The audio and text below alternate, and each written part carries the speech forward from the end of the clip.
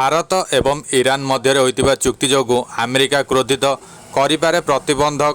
ଆସନ୍ତୁ ଜାଣିବା ଏହାର ସର୍ବିଶେଷ ଖବର ବିଷୟରେ। ଭାରତ ଏବଂ ଇରାନ ମଧ୍ୟରେ ହୋଇଥିବା ଚୁକ୍ତି ଯୋଗୁଁ ଆମେରିକା କ୍ରୋଧିତ ହୋଇଛି। ଆରମ୍ଭରୁ ଆମେରିକା ଏହି ଚୁକ୍ତିକୁ ବିରୋଧ କରି ଆସୁଛି।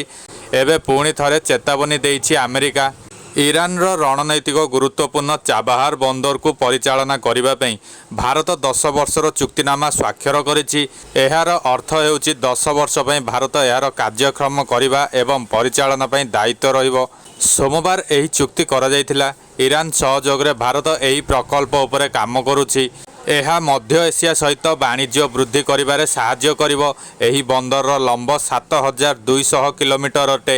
ଏହା ମାଧ୍ୟମରେ ଭାରତ, ଇରାନ, ଆଫଗାନିସ୍ତାନ, ଆର୍ମେନିଆ, ଆଜାରବାଇଜାନ, ରୁଷ, ମଧ୍ୟ ଏସିଆ ଏବଂ ୟୁରୋପ ମଧ୍ୟରେ ସାମଗ୍ରୀ ପରିବହନ କରାଯିବ। ତେବେ ଭାରତ ଏବଂ ଇରାନ ମଧ୍ୟରେ ହୋଇଥିବା ଏହି ଡିଲ୍କୁ ଆମେରିକା ପସନ୍ଦ କରୁନାହିଁ। ସେ ଆରମ୍ଭରୁ ଏହାକୁ ବିରୋଧ କରି ଆସୁଛି ଏବଂ ବର୍ତ୍ତମାନ ପୁଣି ଥରେ ଚେତାବନୀ ଦେଇଛି। ଆମେରିକା କହିଛି ଯେ ଇରାନ ସହିତ ବ୍ୟବସାୟିକ କାରବାର କରୁଥିବା କୌଣସି ବି ଦେଶ ଉପରେ ପ୍ରତିବନ୍ଧକ ଲଗାଯିବାର ଏକ ବିପଦ ରହିଛି।